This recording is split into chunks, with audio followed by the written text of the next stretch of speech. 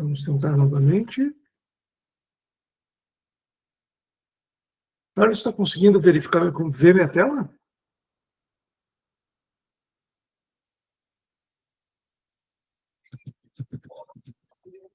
Vamos lá, vamos lá. Não, ainda assim sem ver sua tela. Ah, agora foi. Foi? Foi sim. Excelente. Maravilha. Muito obrigado. Então, vamos lá. Vamos começar a nossa live de reforma tributária, na verdade, o webinar, né, que a gente traz alguns pontos para serem conversados, para serem discutidos. E eu já começo apresentando aqui meu parceiro. Eu gostaria que você mesmo se apresentasse. Carlos, fique à vontade. O microfone é teu. Fala para a nossa equipe aqui, para a nossa audiência, por favor. Beleza. Pessoal, boa tarde a todos. Eu sou o Carlos, sou gerente de tributos no Grupo Focus. O Grupo Focus, ele é uma das empresas do grupo que compõe não só o Grupo Focus, como o Adconte e também a Equilíbrio. Somos todos hoje em um grupo só, né? A nossa ideia aqui hoje é trazer um pouco de conhecimento para vocês do que vai ser a reforma tributária. Naturalmente, na reforma tributária, ela nos causa um pouco de espanto inicialmente, porque é uma alíquota bem elevada, né? Já adianto que talvez para vocês que são serviços, sim, fique bem mais caro, mas a gente quer mostrar para vocês aqui hoje, além do que aquilo que vocês veem, talvez, em posts de redes sociais e tal, o que também é possível de se aproveitar mesmo com a reforma tributária, que sim, vai ser um pouco prejudicial para quem é do setor de serviços.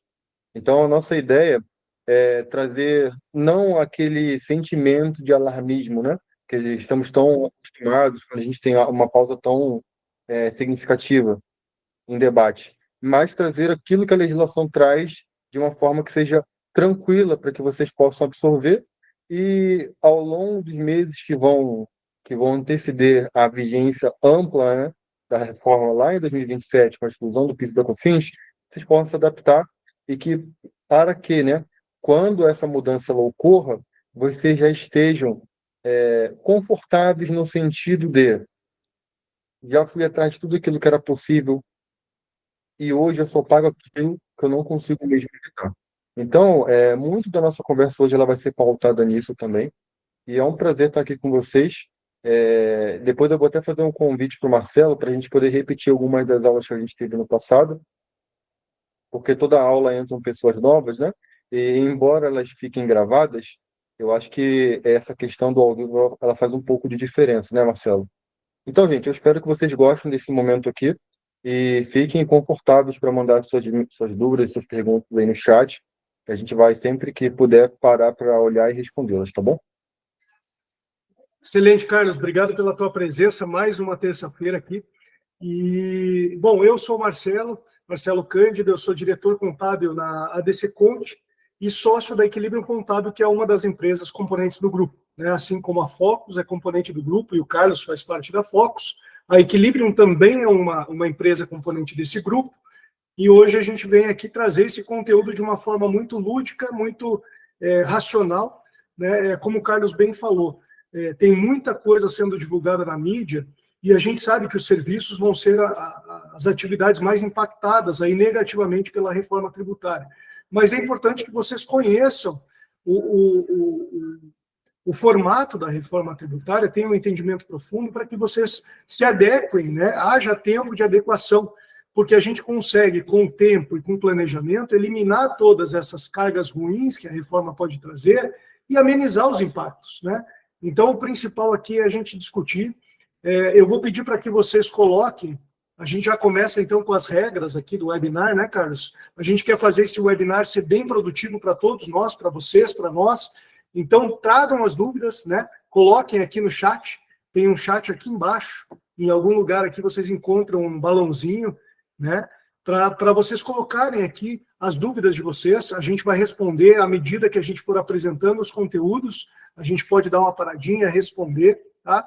E por uma questão de organização, a gente vai pedir para que vocês mantenham todos os microfones desligados para que a gente consiga, né, passar o conteúdo de uma forma tranquila, sem muitas interferências aqui em termos de sons, tá?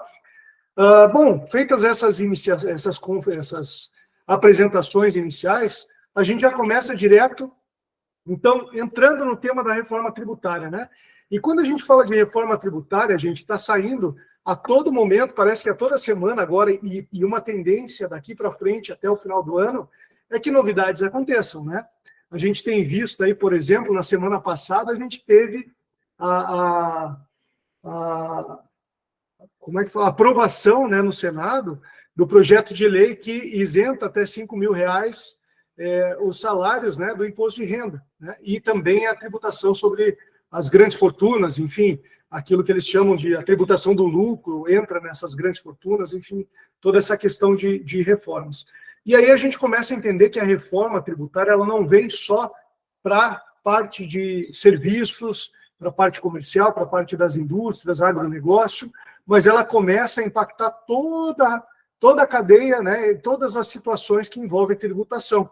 Então, a gente tem aí a reforma sobre o consumo, que é um dos pontos, é o ponto que é central hoje, que a gente vai tratar aqui nesse webinar, mas a gente começa a ver ações do governo também de reformas sobre a renda, já tem alguns tipos de iniciativas do governo também, reforma sobre a folha de pagamentos, tributação sobre patrimônio, uma coisa que já está em voga e já vem acontecendo, né? A gente está vendo aí TCMD em alguns estados já sofrendo aumentos, né? Mudanças aí no ITBI, quem vai legislar sobre essas mudanças. Então, o que a gente percebe é que a reforma tributária ela tomou um corpo muito generalista, ela começa a atuar em todas as esferas, e hoje o que a gente vai falar para vocês é esse primeiro item, que é a fase 1, não que essa fase vai acontecer separada das demais, as fases elas vão se interligando, e vocês vão perceber que às vezes a gente está falando sobre, hoje especificamente nós vamos falar sobre a reforma do consumo, tá? Mas as notícias que vão chegando até vocês vão trazendo situações da reforma sobre a renda, vão trazendo situações sobre a reforma sobre o consumo. Então, é muito importante que vocês tragam para a contabilidade, que é o apoio, né, das empresas, essas dúvidas, né? Será que ele está falando o que vai impactar no meu negócio? Vai impactar o meu negócio ou vai impactar os meus funcionários? Vai impactar o meu lucro ou vai impactar, de repente, uma questão patrimonial? Então, esse é o ponto importante, tá, pessoal? Sempre estejam em contato com as contabilidades. Deixa eu ver se tem alguém para liberar. Carlos, você pode me ajudando aqui a liberar as pessoas, por favor? Sim, claro. Eu até gostaria de tomar a palavra rapidamente. Pessoal, não Claro. só a gente está passando por uma reforma tributária, uma reforma sobre a renda, e observem que a gente está em um movimento de reforma de tudo que envolve o setor de trabalho como um todo, né? Tudo que envolve produtividade, serviço, industrialização. Então, eu comentei isso lá no Grupo Focus, é plenamente possível que após, né, a implementação da reforma tributária, né, no caso, o início dela já em 2026, e também, claro, a reforma sobre a renda que já foi aprovada, é plenamente possível que a pauta seja a questão da carga horária de trabalho, entende? Então, assim, a gente muito provavelmente iremos, sim, migrar do regime 6x1, que nós temos hoje, que é o comumente usado no Brasil, para um 5x2. Então, é importante que, junto às projeções que vocês possam vir a fazer com base naquilo que a gente vai apontar para vocês aqui, vocês projetem também tendo em mente que a quantidade de tempo por funcionário que vocês vão ter no futuro tende a diminuir. Isso também tem que estar na ponta do lápis, beleza? O Ministério do Trabalho já comunicou que do ano que vem não passa a questão da jornada de trabalho. Então, é uma pauta que toda semana o governo publica sobre ela, todos os jornais estão publicando sobre ela, então é algo que vai acontecer cedo ou tarde, beleza? Legal, Carlos, muito obrigado pelo comentário. Pessoal, eu vi uma mensagem aqui da Rafaela. Rafaela, a gente tem alguns conteúdos que ficaram gravados já no canal da DC Conte, tá? Então, depois a gente vai passar o link para vocês. Eu vou pedir se alguém aqui da DC Conte puder passar o link, a gente já facilita dentro do chat, tá? Mas tem alguns vídeos já gravados. Seja muito bem-vinda essa primeira participação, tá? A Vênus também... Vênus Financeiro, tem a mesma pergunta da Rafaela. Então, a gente depois vai subir aqui para o canal da Focus e a DC Conte, tá? para que vocês tenham acesso a esse conteúdo que já está gravado das apresentações anteriores. A gente tem focado, só para vocês entenderem como é que funciona essa questão das apresentações, a gente tem focado em atividades específicas, né? Então, hoje, por exemplo, nós vamos falar do setor de saúde, né? Mas a gente já falou sobre o setor de comércio, sobre o setor industrial, sobre bens imóveis, né? Então, eventualmente, o mesmo empresário que tem uma atividade de saúde pode ter uma holding patrimonial com locação, com compra e venda de imóveis, né? Então, a gente sempre vai trazendo conteúdos diferentes, tendo em vista que a reforma tributária ela vai abrangendo, né, cada setor específico, né? E aí tem a regra geral, claro, mas os setores que merecem um pouquinho mais de atenção, a gente tem estudado bastante, trazido conteúdo aqui de relevância e de forma particular. Bom, Janaína já está colocando aqui para nós, muito obrigado, Janaína, pela ajuda. Vamos em frente. Quando a gente fala, então, de reforma tributária do comércio, do consumo, que é onde a gente vai focar hoje, a gente começa avaliando, né, a regra que está na Lei Complementar 214/2015. Deixa eu até pegar minha colinha aqui, porque ela é importantíssima. 214/2015 é a nossa lei de referência, tá, pessoal? Essa lei complementar, ela foi editada no dia 16 de janeiro de 2015, então ela trouxe o regramento. Vejam que a gente já está quase um ano com essa regra, né? Só que, por mais que essa lei complementar ela tenha trazido esse panorama geral de reforma tributária, ela ainda carece de muitas ações por parte do Legislativo. Como, por exemplo, a gente ainda não tem um regulamento específico para a CBS e para o IBS, eu já vou falar para vocês o que é a CBS e o IBS. A gente ainda não tem a formação do comitê, né? O comitê que vai ficar responsável pelo regramento da IBS, que é a separação que vai ter entre o municipal e o estadual. Então, a gente ainda tem muitas carências de legislações que vão trazer a transparência e, aí sim, a prática da reforma tributária. Por enquanto, que a gente tem uma regra geral, que já está estabelecendo várias questões, né? Então, é sobre ela que nós vamos falar hoje, apoiado nela. Por exemplo, a alíquota da reforma tributária a gente ainda não tem. Então, se você está já simulando, claro que dá para fazer várias simulações, porque a gente tem uma perspectiva de alíquota, e vocês vão ver aqui na apresentação, mas a oficial ainda não saiu, né? Então, a gente ainda carece de bastante publicações aí, tá? Mas a reforma tributária ela já traz alguns pilares, e esses pilares estão aqui na tela para vocês, que são os pilares da neutralidade, do destino, da simplicidade, da transparência, da justiça tributária, da cooperação e da defesa do meio ambiente, tá? A gente vai passar por cada um deles para vocês entenderem um pouquinho mais, porque eles são fundamentais para nós entendermos, assim, o que a reforma tributária vai trazer de novo para nós, né?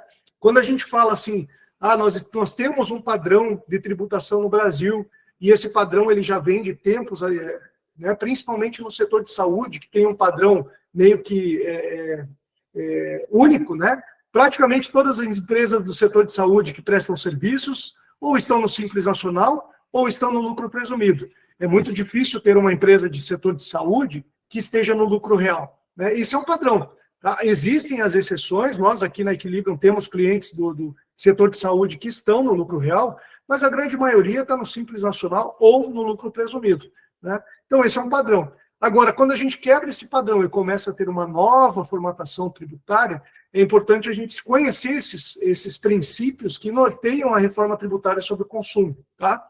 Então, o princípio da neutralidade, ele menciona que, ele vem trazer, né, essa novidade, de que o sistema tributário ele deve interferir o mínimo possível nas decisões econômicas das empresas e dos consumidores, ou seja, não é a tributação que tem que fazer você comprar de uma empresa ou de outra empresa, né? E sim, é a sua vontade de comprar daquele ou daquele outro fornecedor, tá? Princípio bem simples, mas isso é muito profundo se formos analisar, porque a regra tributária não pode interferir nessa relação comercial, né?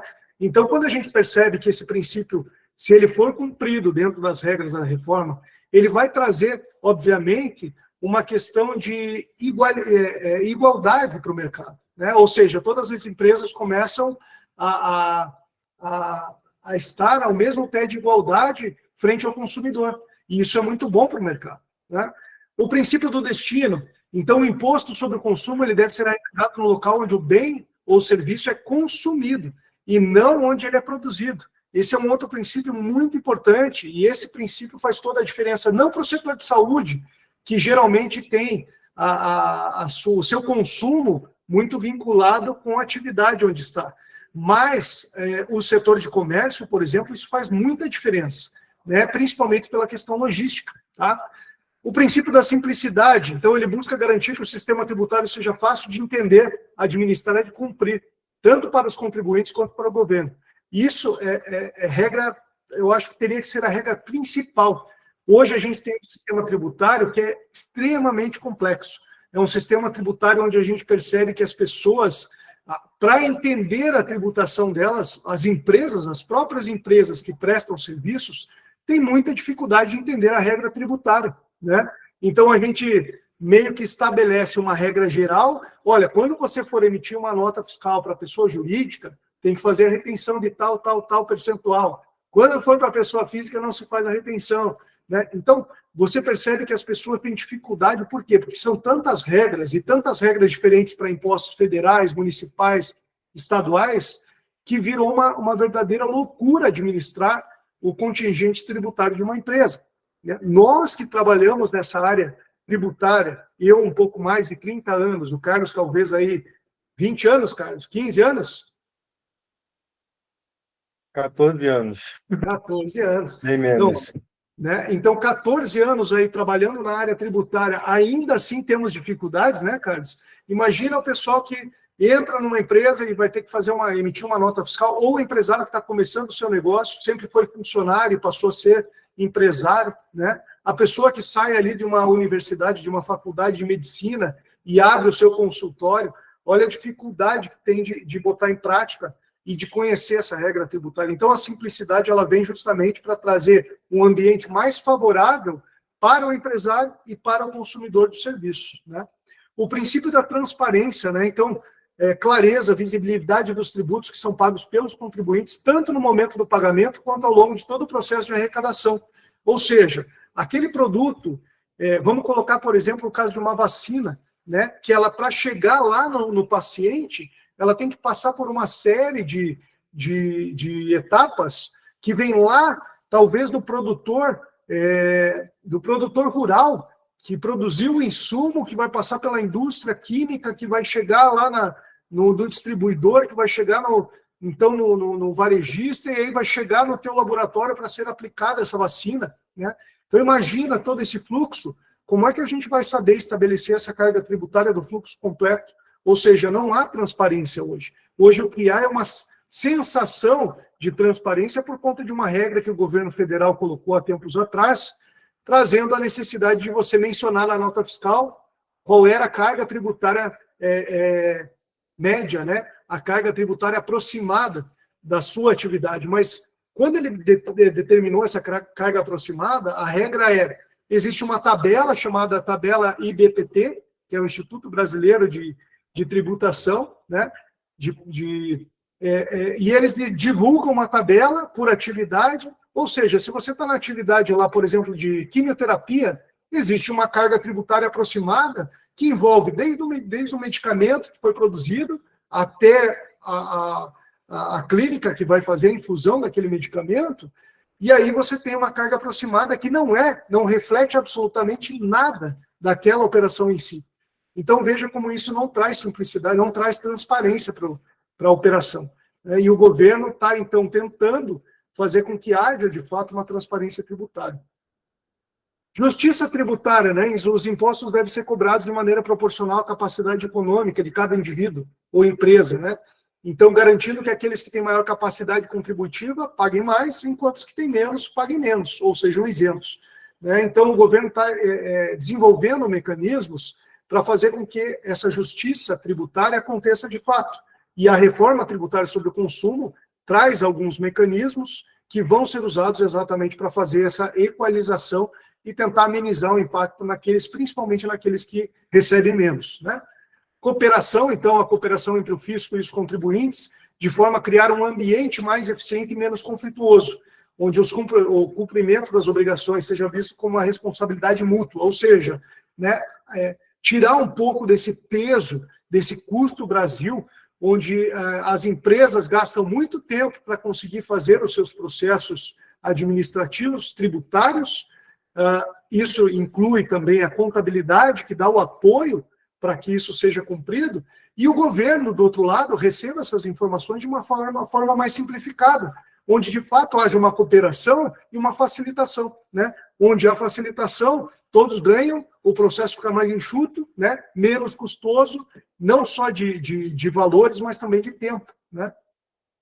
E também tem a previsibilidade de uma defesa do meio ambiente, ou seja, tem mecanismos, como é o caso do imposto seletivo, né, que a gente não vai abordar hoje, tá? Porque o imposto seletivo é muito específico para a área de indústrias ou importadoras, tá?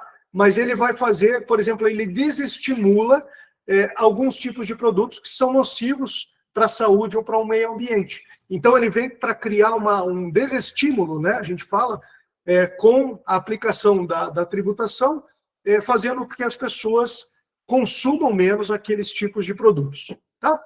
Carlos, algum comentário sobre essa parte dos princípios? Assim, é interessante que lá no comecinho o Marcelo ele menciona essa questão da simplicidade fiscal, né? E de você não mais escolher um fornecedor por conta de um benefício fiscal, por ele dar mais ou menos crédito e vice-versa. Esse é um ponto que acontece, talvez não tanto com os serviços, mas acontece direto com o setor da indústria, setor do comércio, que é o quê? Ao comprar de determinados fornecedores, você tem ou não mais desconto no valor do produto. Isso normalmente acontece porque aquele fornecedor tem algum tipo de benefício fiscal, seja de caráter municipal, seja de caráter estadual, né? Em alguns casos, ele possui algum tipo de recuperação federal que ele consegue converter para uma redução no custo. Então, a reforma ela vem para resolver essas pendências, vamos colocar assim, e deixar a coisa um pouco mais uniforme. Então, uma coisa que é muito comum hoje no Brasil como um todo é o quê? Cada estado, claro, tem ali seu próprio regulamento do ICMS, né? Então, a gente está falando de quase 30 regulamentos de ICMS. Cada município tem sua própria legislação do ISS, e aí a gente tem milhares de municípios no Brasil, né? Então, você 5.000 imagina. praticamente no Brasil. Sim. Então, a gente está falando de 5.000 legislações de ISS, né? Mais 27 legislações de ICMS. Então, é uma coisa que é um absurdo, na verdade, né? É difícil você ter alguém, um profissional, ainda que seja da área contábil, o cara, ele pode ser brilhante como for, mas ele nunca vai ser brilhante o bastante para dominar cada um desses aspectos, entende? Então, a ideia da reforma é o quê? Você substitui essa quantidade absurda de texto, de legislação, que cada estado e município produziu aí ao longo de 30 anos, né? Na verdade, até mais do que 30 anos, né? Porque a legislação do CMS não tem quase 50. Então, e você substitui isso por algo novo, que é a reforma tributária, que embora ela ainda seja um pouco maior do que o que ela era lá no começo, ela ainda é muito reduzida, entende? Ela está no começo agora. Naturalmente, com o tempo irão vir inclusões, né? É, possivelmente artigos que promovam talvez reduções para setores específicos, né? Tudo que a gente tem até agora é só o que o texto oficial nos propõe, entende? É claro que à medida que isso for operacionalizado e os setores sintam o impacto da carga tributária, vai haver o lobby comercial, né? Que é os segmentos indo atrás do esforço político em busca de uma redução. Isso é a coisa mais normal do mundo. Mas o ponto é, qualquer tipo de redução que aconteça lá no futuro, ela acontece para todos. E esse é um problema que a gente tem na legislação atual, né? Hoje, é muito comum você encontrar em empresas específicas com benefício fiscal exclusivo, né? E aí, para uma pessoa que é nova no mercado se inserir, é muito difícil, né? Então, o que nós observamos hoje no Brasil, né? A formação de literalmente oligopólios, na verdade. Então a gente tem grandes empresas que dominam ali o mercado. E, claro, né, a gente tem ali a entrada de pequenas empresas daquele mesmo segmento, mas não com a mesma vantagem tributária. Então, a ideia da equidade tributária é também para resolver essas pequenas inconsistências, tá bom? Obrigado, Carlos. Só para colocar o pessoal na mesma página, aqui a gente tem muito prestador de serviço que às vezes não entende muito bem essa questão de regras tributárias diferentes para estados e municípios, porque geralmente eles atuam na esfera municipal, né? E aí, então, quando a gente, por exemplo, fala de diferenças tributárias, fica muito evidente quando nós temos um comércio, né? Um tipo de atividade, ou uma indústria, né? Que vem e se instala em um determinado estado e naquele estado específico ele tem um benefício. Eu vou usar um exemplo que nós temos aqui no Paraná, quando a Renault veio para cá, né, e geralmente as montadoras conseguem esse tipo de benefício de uma isenção de ICMS por um tempo, uma isenção de IPTU por um tempo, então o próprio município está dando um benefício, o estado está dando um benefício para que ela se implante naquele estado, gere emprego, gere renda, passe a atrair novos fornecedores, então monta-se, né, uma estrutura, e o Estado é quem ganha com isso. Então ele troca o benefício, né, que ele concede para as empresas por aquele benefício da economia girar melhor naquele Estado.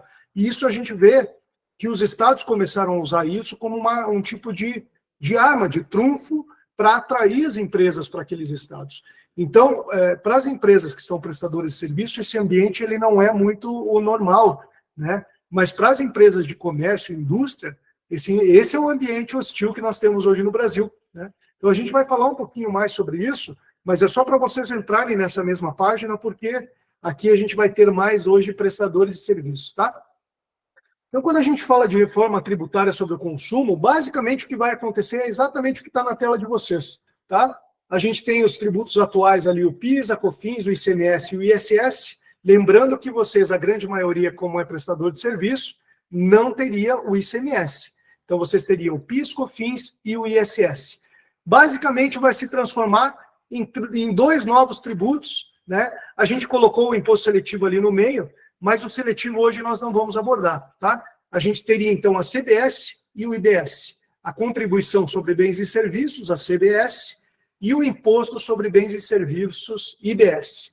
CBS, de competência da União Federal, continua, então, a competência de legislar e de administrar os impostos pela União Federal, por meio da Receita Federal, e o estadual e municipal vão unificar e vão se transformar na IBS, né? Vai ser criado um comitê gestor para gerenciar essa arrecadação, esse controle sobre a IBS, né, o IBS, e parte vai ser destinado ao Estado e parte vai ser destinado ao município. Mas a gente vai ter, então, a unificação desses dois impostos em um só, tá? O que isso vai trazer para o setor de serviços? Aqui a gente já consegue ver, claro, que vai ter um aumento. Por que um aumento, Marcelo? Por que, Carlos, né? Porque justamente o ICMS que nós não temos na operação até hoje, ele vai passar a incidir, porque ele vai estar aqui dentro da IBS. Então, se nós só trocássemos PIS/COFINS por CBS, provavelmente a gente conseguiria ter uma compensação. Mas, passando a ter o ICMS nas operações de serviços, então é aqui que o impacto começa a fazer sentido, tá? A gente vai entender um pouquinho mais, não se desespere, né? A gente vai entender por que esse impacto e como é que a gente pode amenizar esse impacto dentro das estruturas empresariais, tá? Então, esse seria o panorama geral da transformação que foi proposta pela reforma tributária. A lei complementar, essa lei 214 de 2025, desculpem, ela traz exatamente esse cenário novo criado a partir dos tributos atuais, tá? Bom, e como é que vai funcionar, então, a implantação disso, né? Nós falamos aqui, ó, vai mudar do PIS e da COFINS para a CBS e do ICMS para o ISS para a IBS. Mas isso vai acontecer tudo de uma vez só? A partir do ano que vem eu já tenho que ficar atento a isso? Vai acontecer alguma coisa no ano que vem com a minha empresa? Então, aqui, este cronograma fala exatamente quando que as coisas vão acontecer, tá? 2023, então, a gente teve a aprovação da reforma tributária e foi criado na Constituição a possibilidade da gente incorporar algumas regras dessa reforma tributária sobre o consumo, 2024 e 2025. Então, foram as leis complementares, os regulamentos que precisam ainda sair. Como eu comentei lá no começo, a gente ainda carece de muita legislação, já tem bastante coisa pronta, tem coisa que está no forno, né, que a gente imagina que deve sair até o final do ano, e a gente espera que assim aconteça, né, como é o caso dos regulamentos da CBS e do IBS, o caso da alíquota tem que ser definida, né? Então a gente está aguardando toda essa definição para a gente poder, de fato, começar a fazer as simulações, tá? Mas 2025 ainda não mudou nada. 2026 muda? Bom, aí começa a ter uma mudança gradativa. A gente já tem visto essas mudanças acontecerem, principalmente nos prestadores de serviço, por meio da necessidade de troca dos sistemas de nota fiscal eletrônica, né? Então, vocês que... eu já vi aqui no grupo, no pessoal que está assistindo aqui, nós temos vários e vários funcionários aqui da ADC Conte, da Equilibrium, da Focus, tem bastante gente participando aqui, né? E a gente que está dando esse respaldo, essa estrutura para vocês, a gente tem visto aí as empresas do Simples Nacional, de alguns municípios, já fazendo essa migração de nota fiscal eletrônica. Mas a grande maioria, por enquanto, não tem muitas mudanças de regra, né? Então, os prestadores de serviço, eles foram meio que tranquilizados nesse momento de 2026. Tem, sim, algumas coisas a mais a serem preenchidas na nota fiscal eletrônica, mas nada que vai fazer com que a operação seja mais complexa, tá? 2026, então, a gente chama do ano da academia da CBS e do IBS. Por que academia? Porque para tudo isso que vocês vão ver daqui para frente funcionar, existe uma necessidade de um teste, né? E 2026 vai ser exatamente o ano que o governo vai testar essas ferramentas, esses mecanismos, para que em 2027, de fato, então, a gente comece a ter a reforma tributária sendo implementada, tá? E 2027 vai ter o quê, então? 2027 a gente começa, então, com a CBS. Então, lembrem-se, PIS e COFINS vira CBS. 2027, nós temos, então, o início da cobrança da CBS e, por conta da cobrança da CBS, a extinção do PIS e COFINS. Então, as clínicas, laboratórios, odontologia, psicologia, enfim, daqui para frente começam a não ter mais a incidência do PIS e COFINS. Fala, Carlos. A gente pode colocar da seguinte maneira, tá, gente? 2026 vai ser o último ano em que prestadores de serviço, saúde, vão poder operar no regime cumulativo, presumido. Vocês ainda vão poder ser presumido, claro, mas a apuração do PIS/COFINS ela deixará de ser cumulativa, né? Aqueles 0,65% e 3% sobre o faturamento que você pagava, para cada serviço prestado, isso vai acabar. Então, em 2027, você integra ali, você passa a operar no regime não cumulativo. Então, a sua alíquota sobre cada serviço que você exerceu ali ao longo do período, ela deixa de ser esse 3,65 e passa a ser algo que nós ainda não sabemos, porque nós não temos a regulamentação da reforma ainda. Ainda vai nos ser entregue qual será essa alíquota, mas possivelmente algo em torno de 8,8% a no máximo 10%. De qualquer modo, já vai ser um pouco agressivo. Por quê? Você sai de um 3,5% sobre o seu faturamento para esse 8,8%. É claro que é não cumulativo, você vai ter uma série de despesas que fará com que você tenha certas compensações, só que também a gente não pode ignorar a história do setor, né? Se a compensação dessas despesas fosse tão relevante, a maioria já seria lucro real, né, e não presumido. Então, naturalmente, você vai ter que olhar a margem que você trabalha, se é uma margem acima da média ou não, porque a margem ela também define se você vai estar no lucro presumido ou lucro real, né? E também a quantidade de despesas que você consegue ter comprovando a legalidade delas, né? Não legalidade, né? Mas vamos colocar assim legalidade, vamos usar esse termo mesmo, né? Que é o quê? Aquilo que você contraiu despesas no período com o documento fiscal, né? Quais fornecedores você tem que te geram despesas e que conseguem comprovar essa despesa por meio de documento.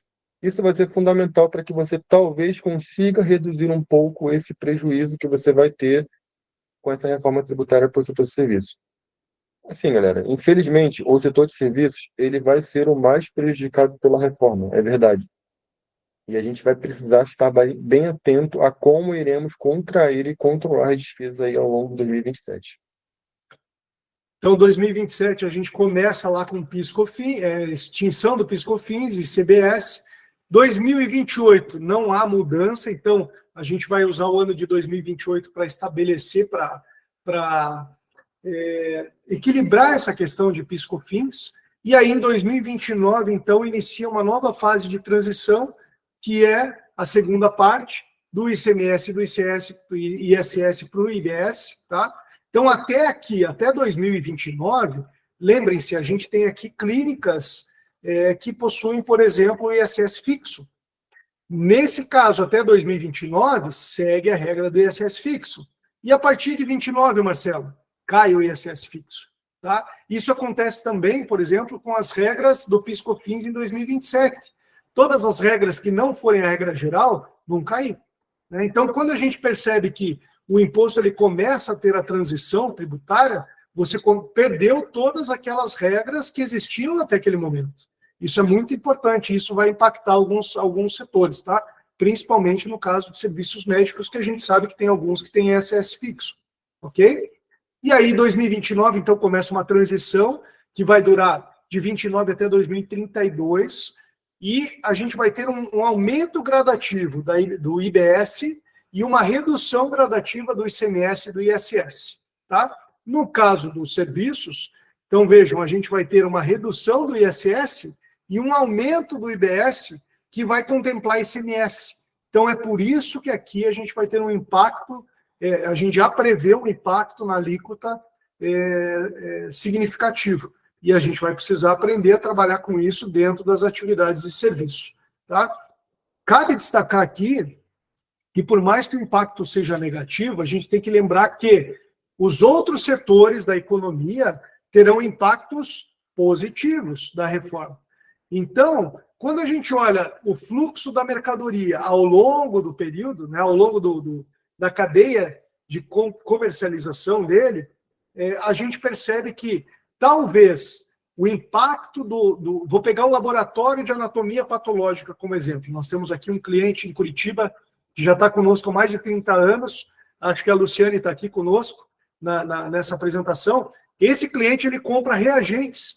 Então, o reagente, quando é produzido pela indústria, provavelmente ele saia da indústria com uma tributação menor, porque a indústria vai ser menos tributada com a reforma tributária. E aí, quando chegar no laboratório, tudo bem, o laboratório vai ter uma alíquota maior, mas ele já amenizou o impacto na indústria. Então, percebam que a reforma tributária ela vem, talvez, para reequilibrar o preço em um novo patamar, para chegar no comércio e a gente não ter um impacto tão grande. Tá? Então, é importante que a gente faça essas distinções para não parecer que o setor de serviços vai ser pressionado, obviamente que sim, mas os outros setores vão se acomodando ao longo do tempo. E eu acho que isso é uma tendência de acontecer depois da reforma. Tá? E aí, em 2033, voltando aqui para o nosso cronograma, a gente, então, passa a ter a incidência completa da reforma tributária, totalmente implementada, IBS e CBS rodando, e aí uma nova alíquota já determinada. Tá? Vamos seguir aqui para a gente entender um pouquinho mais. Bom, como eu falei para vocês, né, a alíquota ainda não foi divulgada, a gente está na iminência que ela seja divulgada aí nos próximas semanas, meses, enfim, vamos ver como é que a coisa vai circular, mas há uma forte tendência de que a alíquota ela comece próxima de 28%. Tá? A gente tem aqui 28%, por quê? Porque diversos estudos foram feitos e chegou-se a essa alíquota. Tá? E o 28% é uma alíquota referência. Então, pode ser 28,5%, pode ser 27,5%, pode ser 26%. Tem gente mais otimista falando em 26,5%, tem gente mais pessimista falando em 28,2%, 28,1%. O que a gente sabe é que vai ficar entre esse patamar, isso é uma expectativa, já que o mercado já vem divulgando. E aí, como o Carlos falou, né?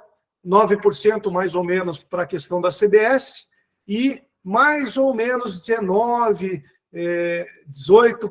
19% aí para estados e municípios que vão formar a IBS. Tá?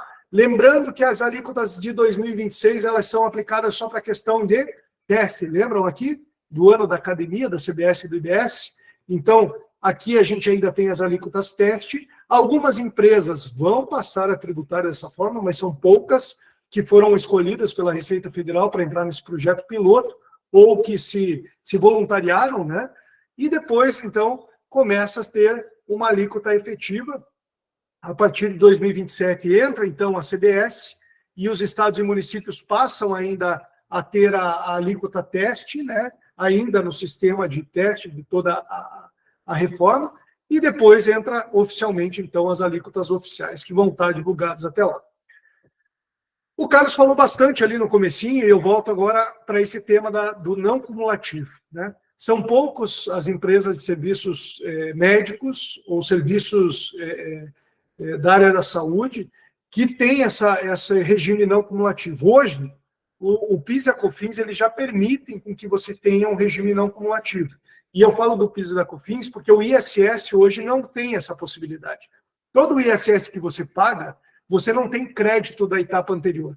Já o PIS e a COFINS, hoje, para as empresas que são do lucro real, ele tem essa possibilidade de todos os insumos que foram usados para produzir aquela atividade podem ser usados como crédito de PIS e COFINS na apuração daqueles próprios impostos. Então, como é que funciona? Vamos pegar de volta aquele laboratório que eu mencionei como exemplo. Ou vamos mudar um pouquinho para ficar mais genérico. Vamos para uma clínica odontológica. Bom, a odontologia, para poder prestar o serviço odontológico, ela tem que comprar alguns insumos, né? E esses insumos, então, vamos pegar, por exemplo, vamos pegar aquelas pontinhas, né, que vão naquele equipamento que eles usam para tirar, por exemplo, a cárie do dente, né? Aquelas pontinhas é um tipo de insumo, o insumo que eles têm para poder produzir. Luvas, por exemplo, luvas é um tipo de insumo, né? Máscara é um tipo de insumo. Então, esses insumos que são utilizados para a atividade, eles dariam direito, na compra, a empresa se creditar de PIS e COFINS na mesma proporção do PIS e COFINS que ela iria pagar. Então, esse é um tipo de regime não cumulativo. Tá? A reforma tributária, que está vindo com a CBS e com o IBS, vai trazer exatamente essa condição. Mas você não tem a opção de não estar nesse regime. Esse regime vai ser unificado para todos os tipos de empresa. Então, essa é uma grande mudança que vai trazer para as empresas, principalmente aquelas que não estão acostumadas com a não cumulatividade. Quer ver um exemplo? Aquele mesmo laboratório que usa reagentes, pode ser que ele compre reagentes sem nota fiscal. E aí, ao comprar sem nota fiscal, ele não tem direito a crédito de CBS ou IBS.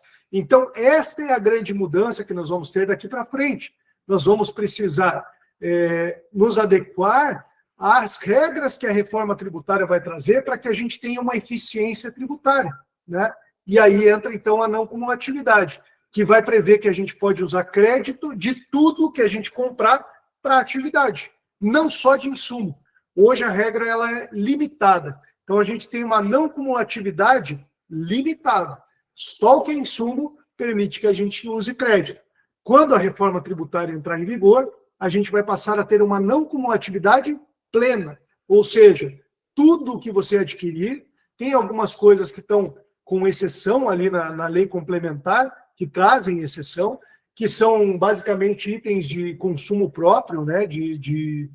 Como é que ele trata ali, Carlos? Você lembra? São itens de... agora, a gente já busca aqui para vocês.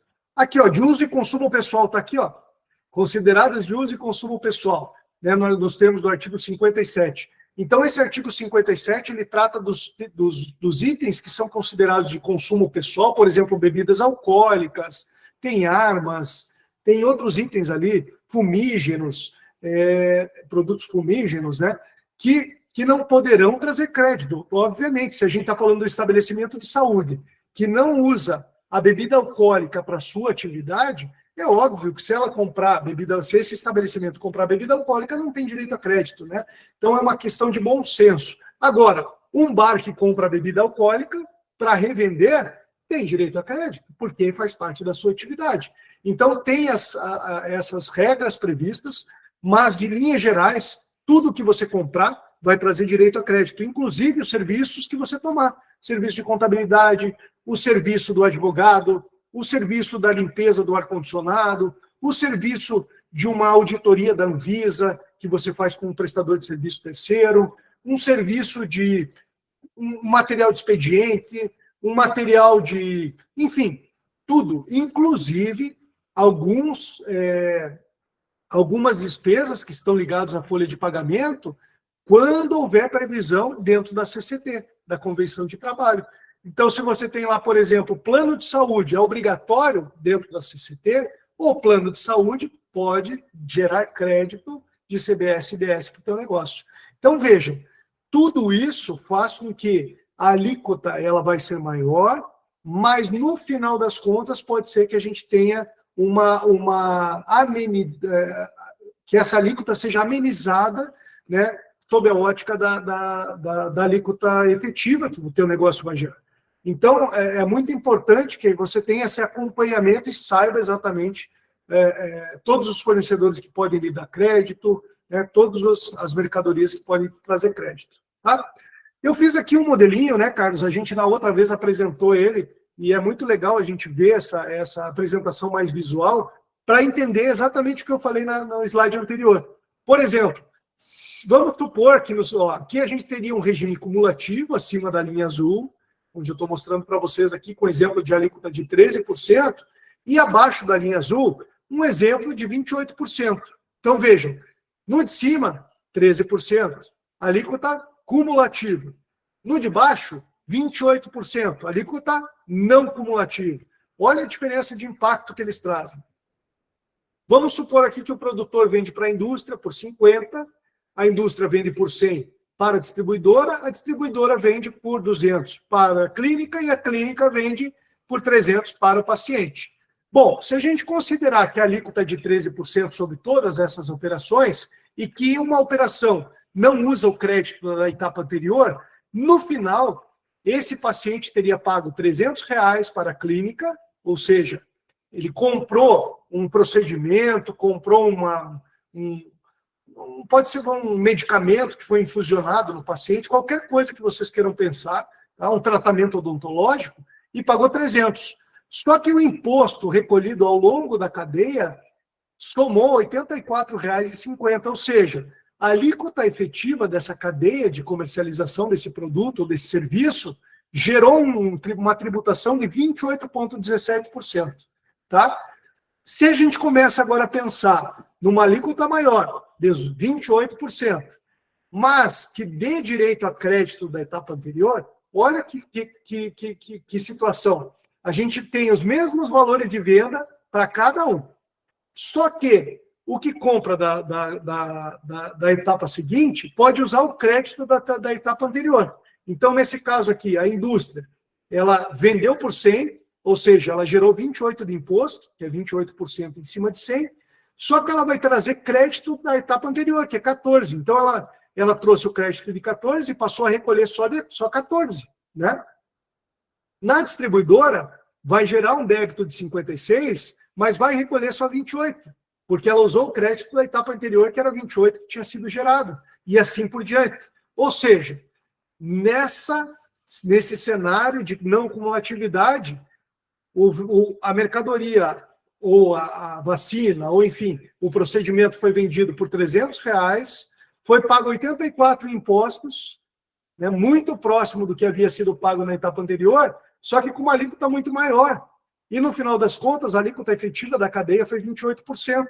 Ou seja, a alíquota efetiva da cadeia no regime não cumulativo é exatamente igual à alíquota nominal, 28%. Por quê? Porque cada etapa foi acumulando lucro. Sim, o empresário que vendeu na etapa anterior teve um lucro, mas ele descontou da etapa anterior toda a tributação. Vocês conseguem perceber? Então, quando a gente fala de efeito, o efeito é muito mais justo. Né? O efeito da não cumulatividade ele é muito mais justo porque ele não vai trazendo resíduo para apuração. Então, nesse cenário, a gente consegue falar para vocês, não entrem em pânico. né? Esse cálculo mostra exatamente isso. Não precisa entrar em pânico e falar assim, meu Deus, e agora o que eu vou fazer? Como é que eu vou sair desse imbróglio? Todas as clínicas, todos os laboratórios, todas as atividades odontológicas, psicologia, fisioterapia, vão passar pela mesma reformulação. E é o que eu falei para vocês. Pode ser que aqui no final nós tenhamos um impacto, e nós que estamos aqui na parte da clínica, tenhamos um impacto, mas todo esse impacto amenizado das etapas anteriores traz um equilíbrio. E no final a gente vai conseguir vender o nosso serviço, o nosso produto, provavelmente pelo mesmo preço, se todos se adequarem. Só que isso vai acontecer com o tempo. Não adianta a gente pensar que isso vai acontecer do dia para a noite, porque não vai. A reforma vai entrar, todo mundo vai subir o preço e depois as coisas começam a se adequar. Né? Geralmente é assim que acontece.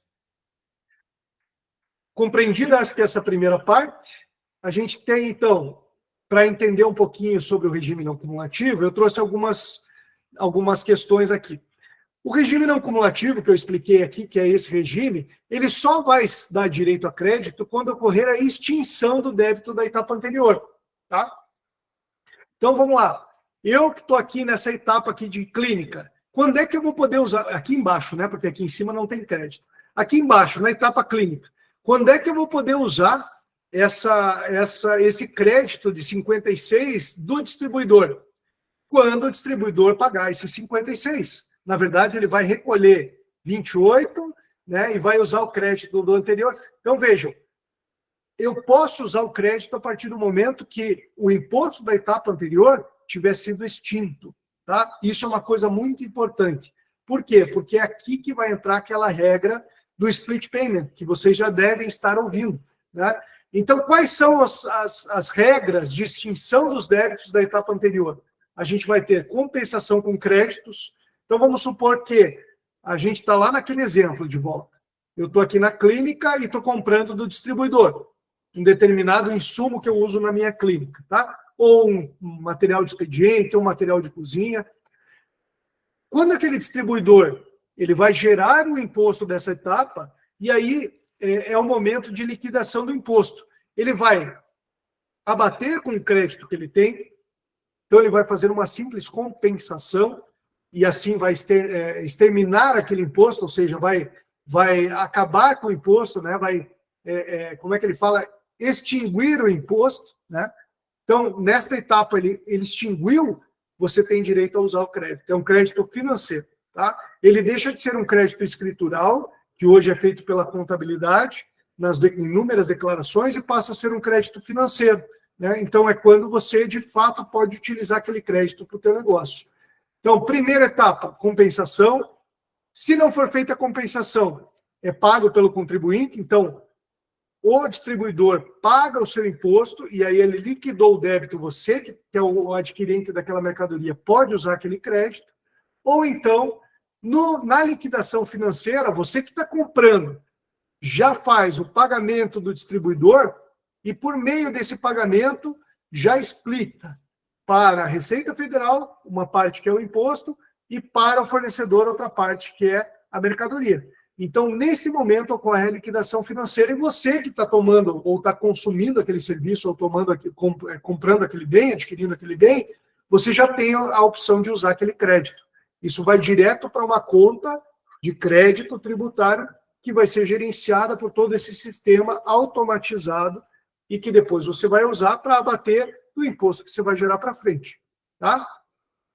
Pode ser também feito um recolhimento pelo adquirente, nos casos específicos em que não haja nem o split payment e nem o pagamento pelo contribuinte. Né? Então, por exemplo, eu vou comprar uma mercadoria em dinheiro. Não tem condições de fazer pela liquidação financeira, porque o dinheiro ele não consegue splitar.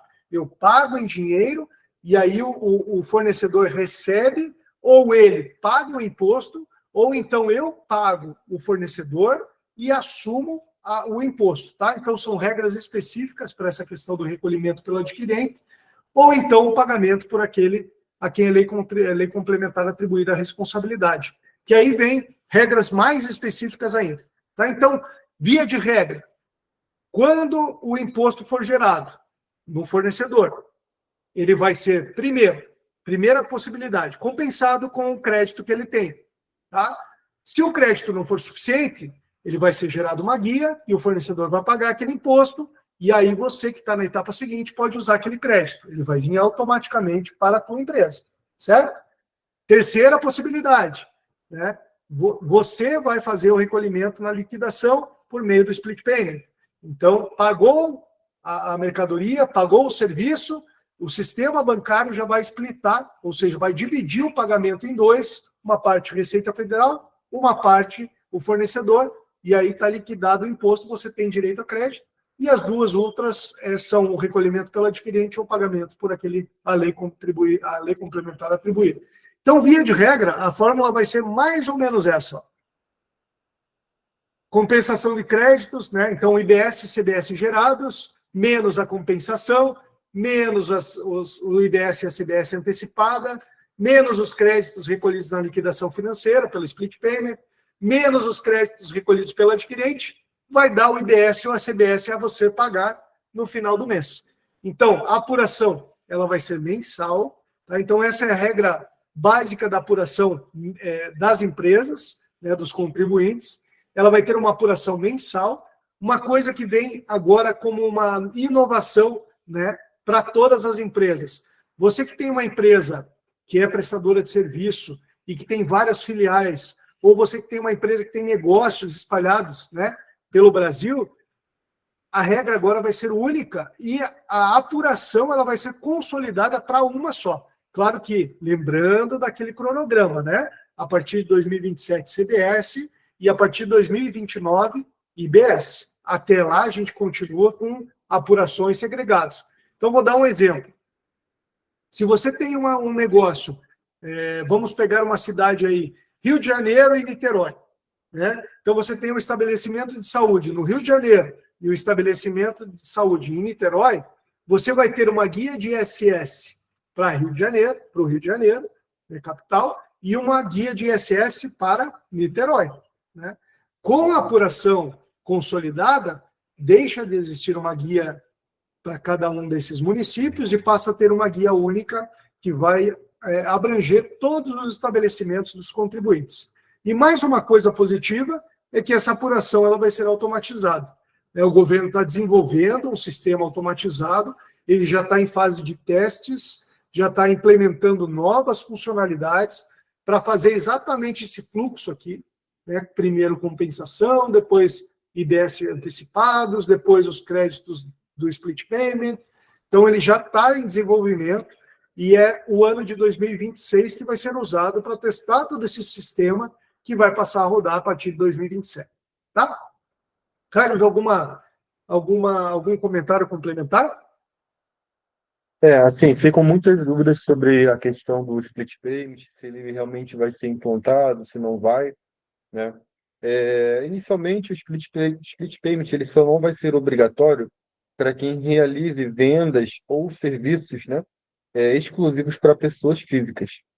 Né? Então, pode ser que nesse sentido, os prestadores de serviço, né, especialmente da saúde, que prestem serviço exclusivamente para pessoas físicas, não sejam alcançados inicialmente pelo split payment, embora não esteja tão claro como que fica aí a questão das seguradoras, né?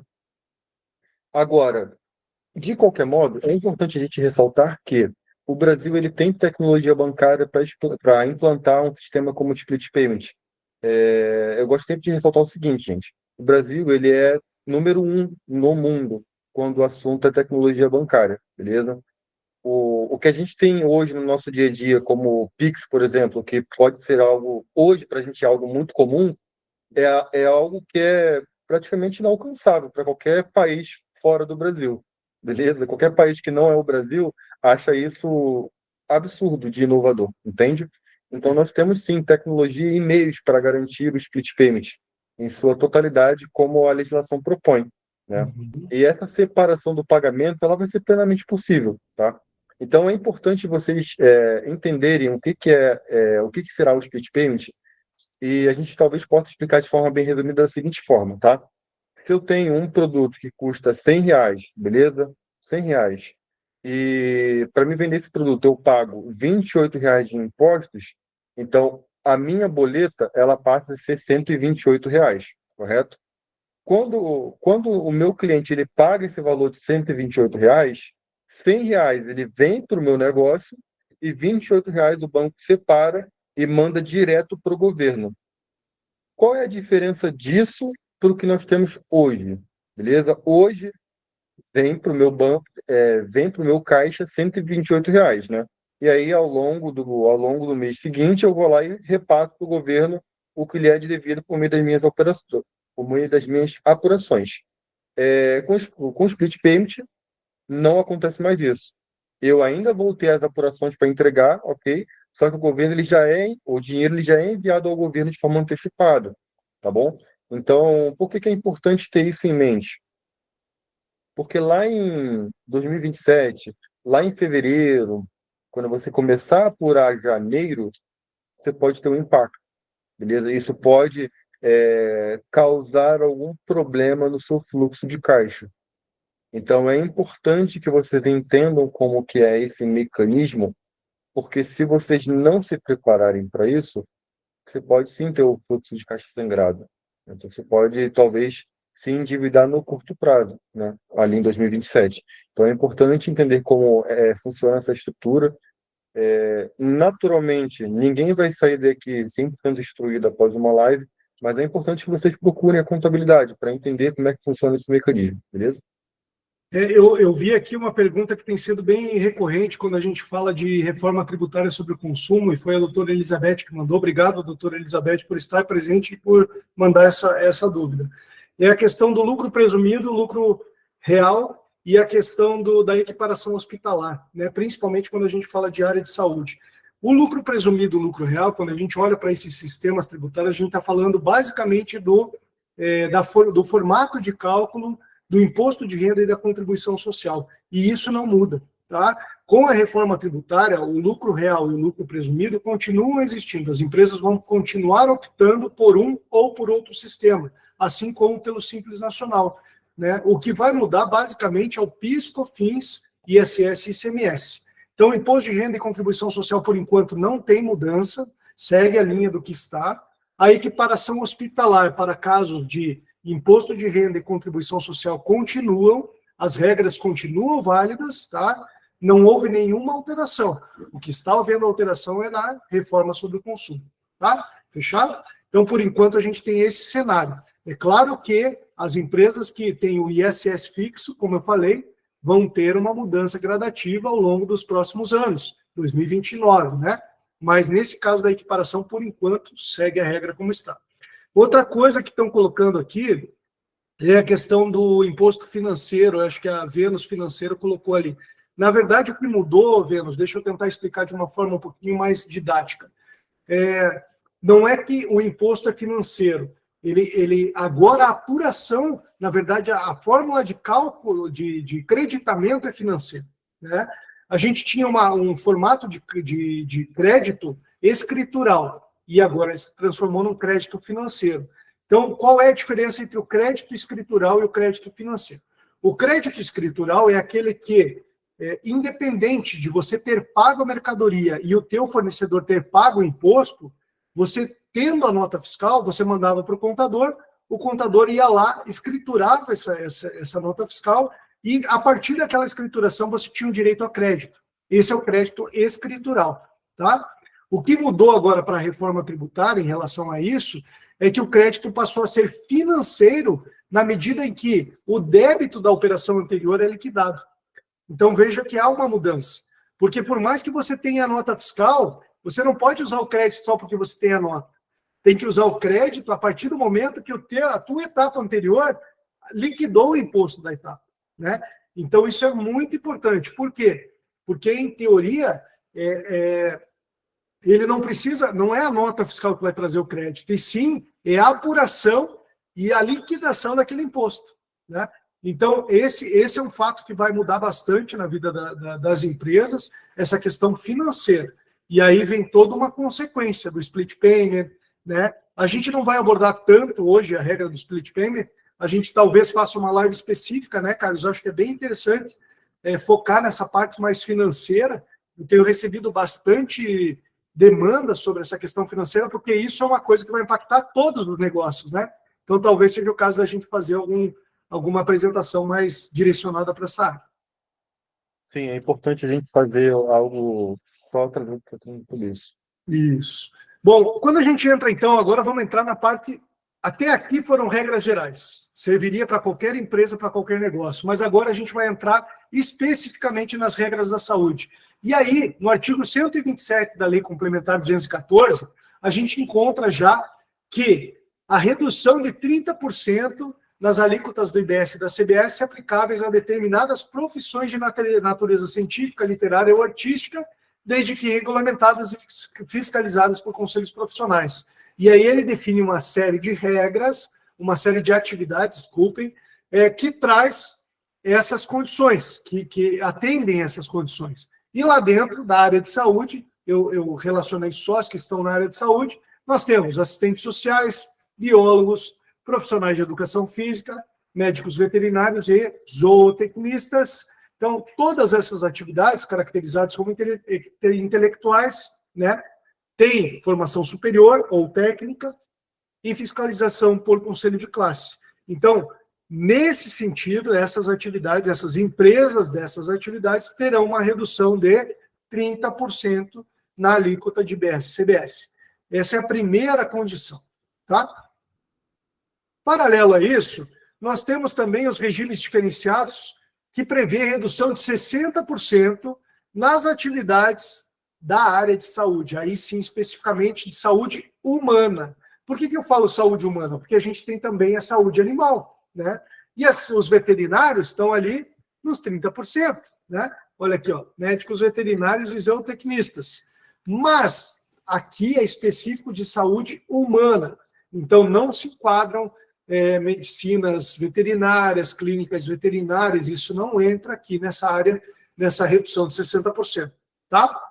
Mas aqui a gente tem, então, todas essas atividades, e dentro dessas atividades a gente tem os códigos que foram definidos agora, entrou uma legislação nova também, que vem em paralelo, né, já vem acontecendo há alguns anos, que é o Código NBS, né? E esse Código NBS, ele traz os códigos que são vinculados àquela atividade e a descrição daqueles serviços que fazem parte daquela atividade específica. Por exemplo, quando a gente olha aqui para serviços de clínica médica, nós temos uma infinidade de tipos de serviços que podem ser executados dentro de uma clínica médica, né?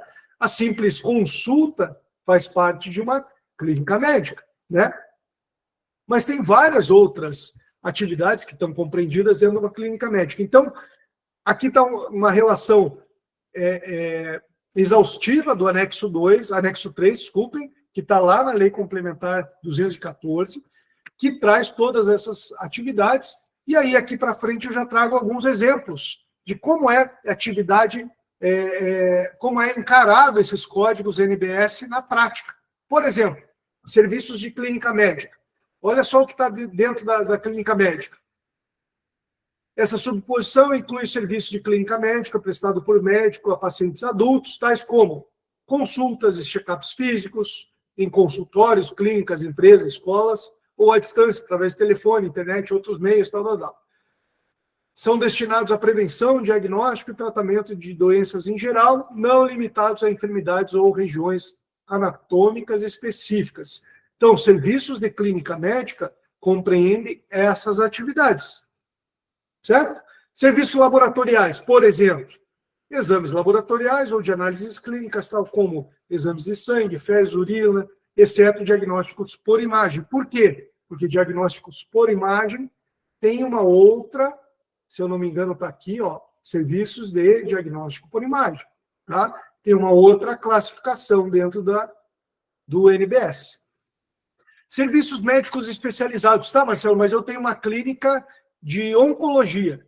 Está aqui, serviços médicos especializados. Vejam aqui, ó, serviço de consulta em pediatria, ginecologia, oncologia, geriatria, oftalmologia, acupuntura, cirúrgicos realizados em unidades não hospitalares, ginecológicos e obstétricos, né? Serviço de tratamento sem internação como quimioterapia, insulinoterapia, né? Diálise, enfim. Aqui entram basicamente todos aqueles serviços que são fornecidos a pacientes dentro de clínicas médicas, né? E não em hospitais, tá? Então vejam que aqui dentro dessas classificações nós teríamos a possibilidade de utilizar uma redução de 60% das alíquotas de IBS e CBS. Ou seja, se nós estamos falando de 28%, 60% menos, nós cairíamos para 11,20%. Ok? Então vejam que isso faz toda a diferença. Tá? Por quê? Porque se eu compro insumos, eu posso usar o crédito de 28%. Se aquele insumo ele pagou 28% de IBS e CBS, me traz crédito de 28%. Mas quando eu forneço o meu serviço, eu forneço com 11,20%. Ou seja, eu tenho um crédito de 28% e um débito de 11,20%. Claro que são valores diferentes, mas no final, a carga tributária ela vai estar vinculada a esses dois cenários, né? Então, por isso que eu falo, não se desesperem, vamos estudar, vamos analisar cada caso específico, tá? Fala, Carlos. Assim, cabe até fazer uma análise aqui rapidinho, né, Marcelo? Que é o seguinte, como que você tem que fazer essa leitura hoje? Quanto que você paga de ISS? Então, digamos que seja 3,5%, né? Mais 3,65% de PIS e COFINS. Então, aqui a gente já tem 7,1%, mais ou menos, né? 7,65%. A maioria dos municípios para a área de saúde é 5%, tá, Carlos? Então, podemos considerar Então, 5 mais 3 tem 65, já estamos em 8,65. 8,65. 8,65 para 11,2. 11,2, a gente está falando de um aumento de 2,55%. Então, por que é interessante falar isso? A gente já desmistifica aquela ideia de que teremos uma alíquota cheia de 28% para o serviço. Não vai ser isso, beleza? A gente está falando de 11,2%. Isso, em comparação ao que vocês já pagam hoje, é uma diferença de 2,55%, porque você vai ter um redutor, ok? Só que, além disso, né, esse acréscimo de 2,55%, ele vai trazer para você a vantagem de se creditar de todos os insumos do seu segmento. Qualquer despesa que gere crédito no seu negócio vai fazer você abater crédito tributário. Então, é aquilo que o Marcelo falou. Você vai tributar na sua saída 11,2%, só que você vai se creditar de 28%, né? Então, o segredo aqui vai ser o quê? Tomar nota de despesa de tudo aquilo que hoje você não toma, para que esses 2,5% que você vai ter de acréscimo, ele se dilua nessas despesas que você vai passar a controlar, entende? Então, a reforma ela foi pensada para que alguém naturalmente segurasse um pouco mais a carga tributária. E, consequentemente, seria o setor de serviços, né? Porque hoje vocês empregam cerca de 15,7 milhões de trabalhadores no Brasil, né?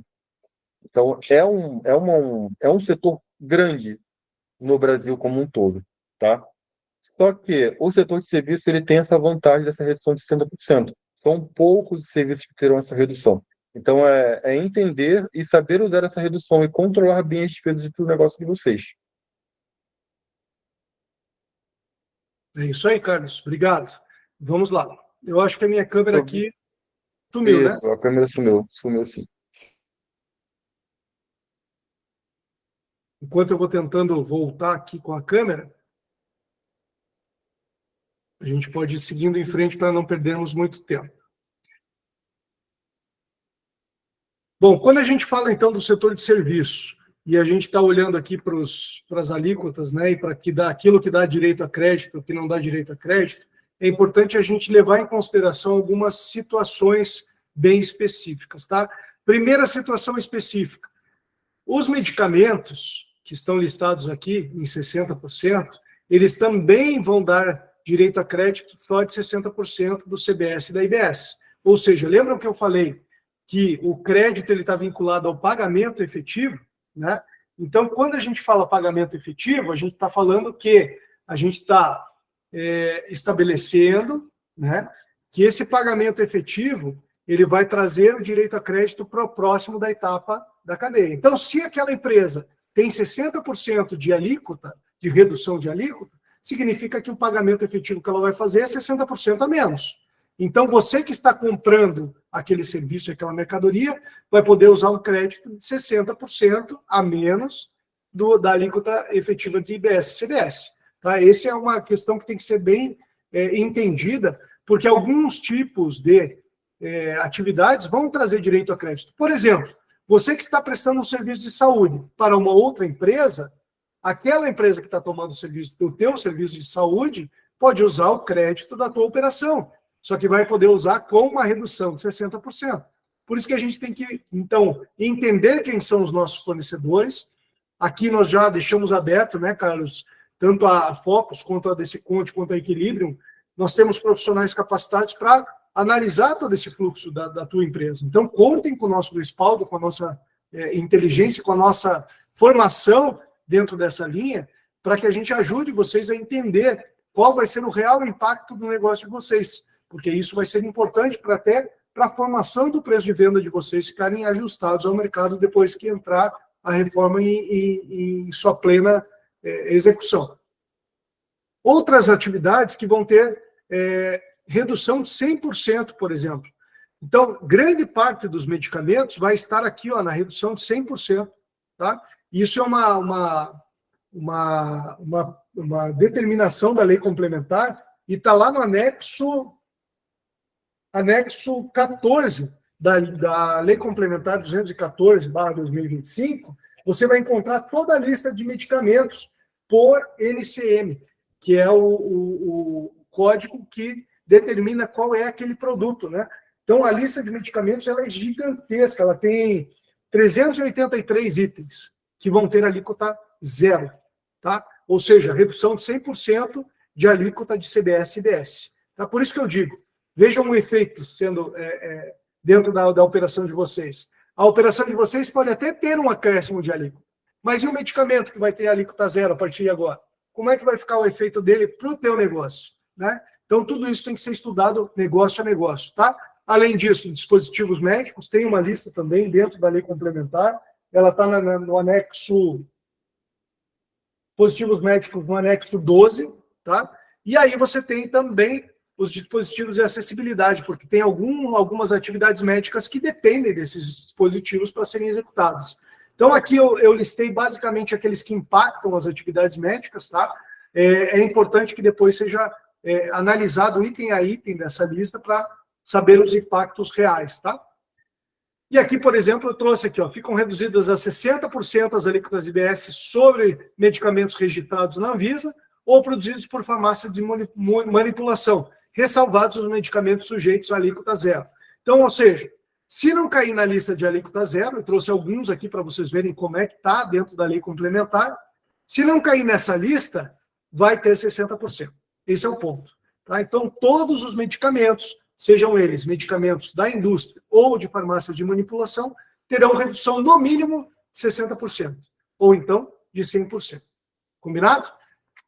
Bom, falando um pouquinho mais da reforma, a gente já está caminhando aqui para o final, e aí eu gostaria também de deixar aí um espaço para vocês fazerem perguntas, né? Fiquem à vontade. Mas caminhando para o final, a gente já fala sobre a questão do Simples Nacional. Aquelas clínicas e aqueles estabelecimentos de saúde que são do Simples Nacional podem continuar optando pelo Simples Nacional, tá? Só que, se o estabelecimento for do Simples Nacional, primeiro, não tem direito a créditos, né, como acontece hoje, o Simples continua existindo, a exemplo do lucro presumido, do lucro real. Aí o IBS e a CBS vão estar dentro do Simples Nacional, né, então você vai recolher dentro do DAS o IBS e a CBS, mas não tem direito a crédito se você é o contribuinte do Simples Nacional. E se você é tomador do serviço ou adquire uma mercadoria de uma empresa do Simples Nacional, você tem direito, se você não estiver no Simples Nacional, obviamente, você tem direito a crédito, desde que aquele contribuinte recolha o IBS e a CBS, tanto dentro quanto fora. Se for dentro do Simples Nacional, você vai ter o direito a crédito só de uma partezinha, que é o percentual exato que vai ser tributado o CBS e IBS dentro do Simples, ou ele, então, fica fora para fins de CBS e IBS. Ele continua sendo do Simples, mas para fins de CBS e IBS ele vai para o regime normal. E aí você tem direito a usar o crédito integral da operação do teu fornecedor. Tá? É um pouco confuso, mas o resumo da ópera é: as empresas do Simples agora vão poder optar em recolher IBS e CBS dentro ou fora do Simples Nacional, né? Se elas recolherem dentro, elas têm direito a dar crédito para os seus clientes, desde que elas recolham o imposto, mas é só uma partezinha de crédito. E se elas são as empresas, se você tem uma clínica e é do Simples, aí não tem direito a crédito nenhum. Você só vai pagar o IBS e a CBS dentro do Simples Nacional ou fora, dependendo da opção, tá?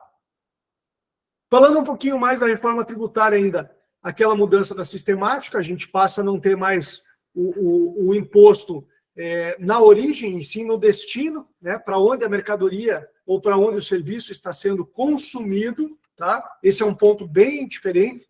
Então, isso faz mais sentido nas empresas que são comerciais. Aqui a gente fez um exemplo saindo de Minas Gerais, um produto indo para o Amazonas, né? Então, se o cliente está no Amazonas e a mercadoria é vendida de Minas Gerais, o imposto vem para o Amazonas, tá? O Amazonas é que vai receber aquele imposto junto com a mercadoria.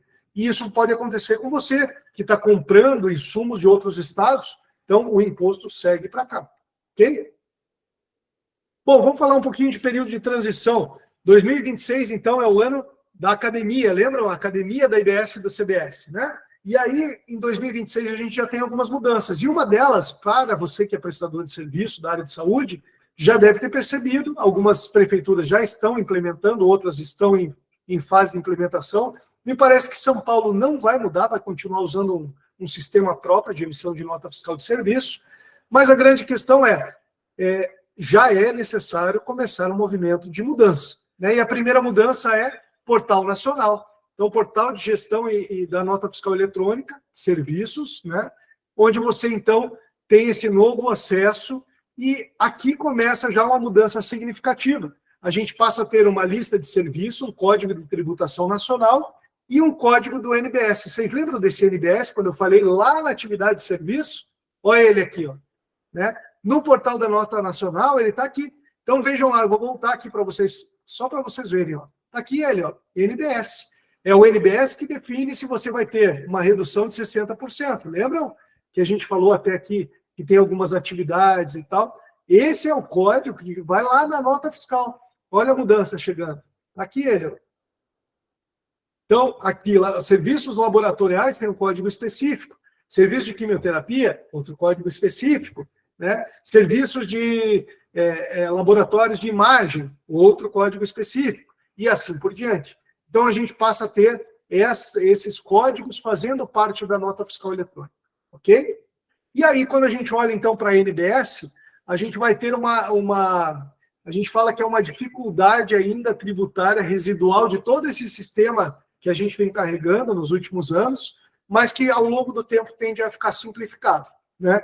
Por quê? Porque hoje a gente vai ter um NBS, então eu peguei aqui um exemplo, serviços laboratoriais. O NBS é 1.2301.93. Código de serviço, 040202, patologia e congêneres. Então, eu estou falando aqui que é um laboratório de patologia, ok? Então, vejam só, aqui ele, ó, laboratório e congêneres. Ele entra como, tá? E aí ainda temos um código de atividade ligado, que é o CNAE lá, que está lá no CNPJ da empresa. Então, do CNAE a gente vem para o código de serviço e do código de serviço a gente vai para a NBS. Vejam que loucura, né? Então, aqui, ó, serviço de laboratório, serviços laboratoriais. É como se fosse essa questão. Então, a gente vai ter, para um NBS, a gente vai ter um código de serviço e vinculado a um código de atividade, tá? Isso tudo faz parte dessa mudança. A tendência que eu acho, aí é uma posição minha, tá? Bem pessoal, é que a gente passe a não ter mais esse código de serviço no futuro, porque os regulamentos de ISS vão começar a cair, vai entrar no lugar um regulamento de IBS, que vai definir talvez um único código, que vai ser o código NBS. Isso é o que eu imagino para o futuro, tá? Pessoal, basicamente a nossa apresentação é isso. Carlos, fique à vontade, faça seus comentários. Marcelo, a Luciane colocou ali o seguinte, olha, como funcionará a prestação de serviços médicos para a Unimed, que é uma cooperativa médica e não paga honorários médicos para a PJ? Então, veja só, Luciane, obrigado pelo teu comentário. E aí vem uma questão, né? A Unimed aqui de Curitiba tem criado, eu falo de Curitiba porque eu sou de Curitiba e atendo muitas empresas aqui de área de saúde de Curitiba.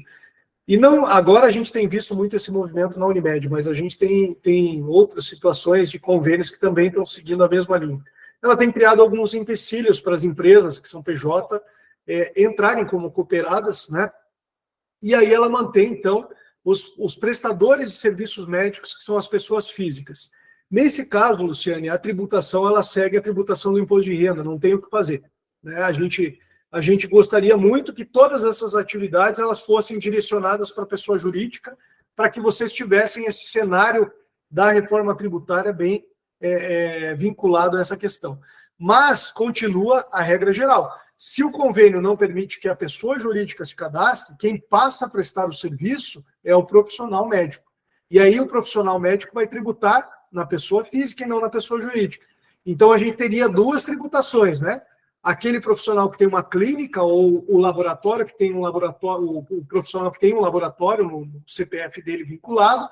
Então o laboratório, quando prestar serviços para pacientes ou para convênios médicos que aceitem ele como conveniado, passa a emitir nota fiscal. O prestador de serviço autônomo, que é o médico que presta serviço para um determinado convênio, não vai ter emissão de nota fiscal, obviamente, mas vai tributar a sua receita como pessoa física. E aí entra na tabela do imposto de renda de pessoa física. Tá? Então a regra continua, não houve mudança. Para a pessoa física, a gente tem algumas mudanças que estão impactando, mas hoje não é o foco da nossa explicação aqui. Então, quem sabe a gente possa entrar nesse tema um pouquinho mais para frente, aí, quando tiver as regras bem definidas. Tá bom? Pessoal, se tiverem mais alguma dúvida, aproveitem.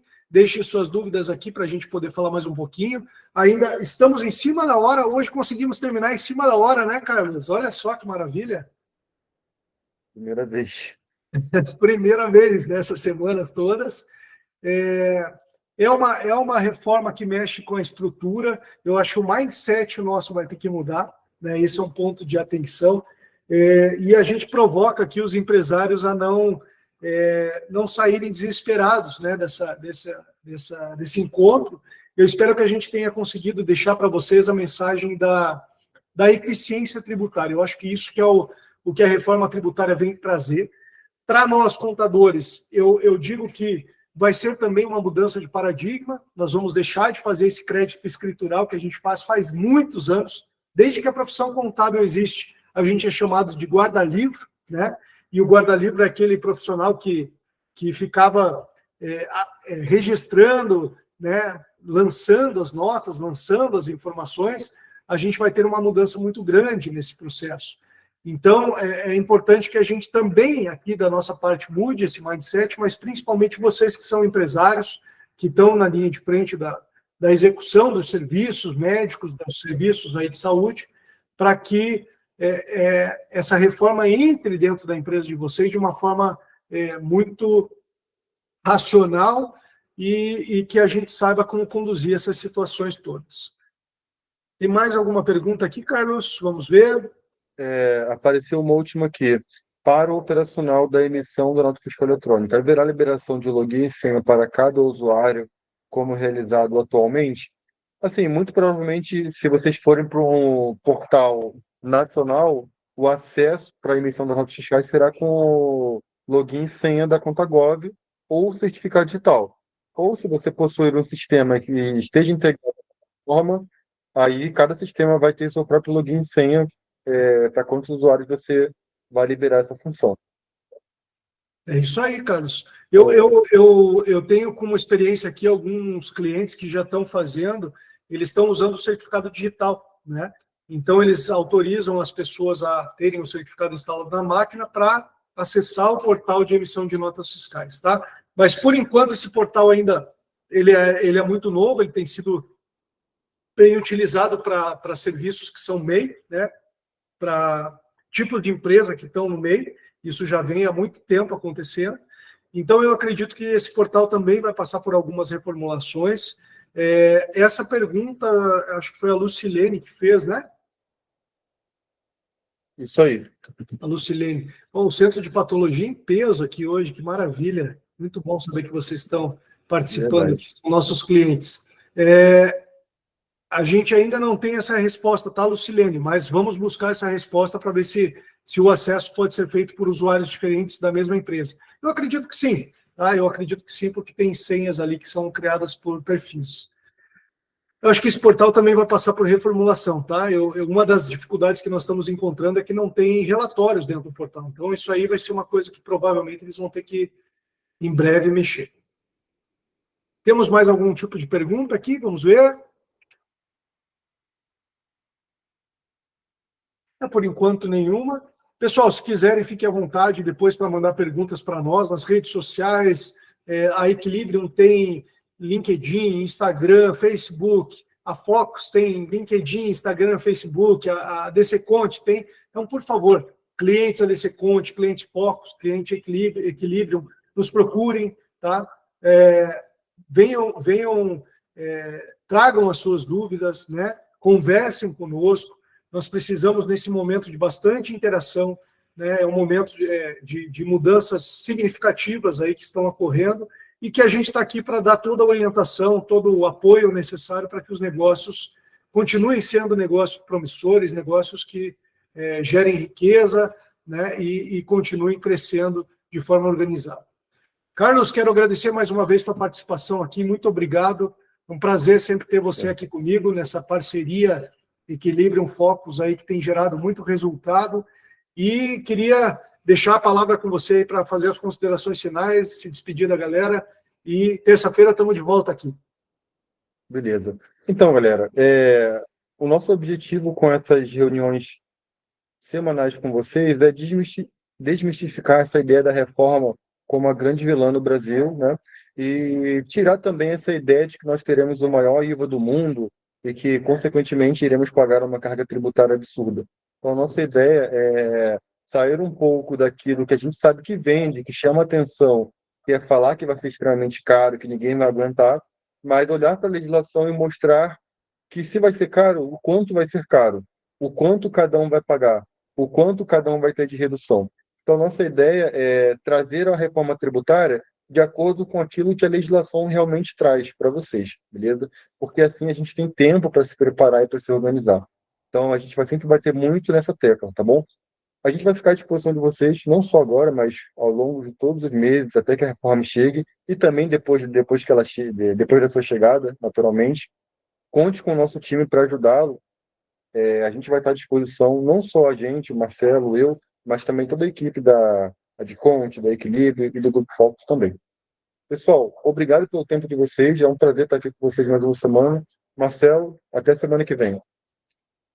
Maravilha, Carlos. Até semana que vem, pessoal. Foi um prazer.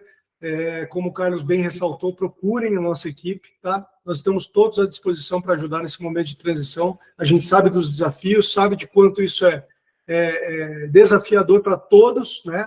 Desde a equipe operacional de emissão de nota, desde a equipe de gestão financeira. Logo, logo a gente vai trazer para vocês a live específica para a questão financeira, tá? Acho que a Luciane levantou a mão. Vamos ver aqui. Quer fazer algum comentário, Luciane? Oi, Marcelo. Não, foi sem querer. Desculpa aí. Imagina, obrigado. Obrigada, então, tchau. Eu queria trazer para vocês, então, essa satisfação da gente estar aqui com vocês. Conseguiram, aqueles que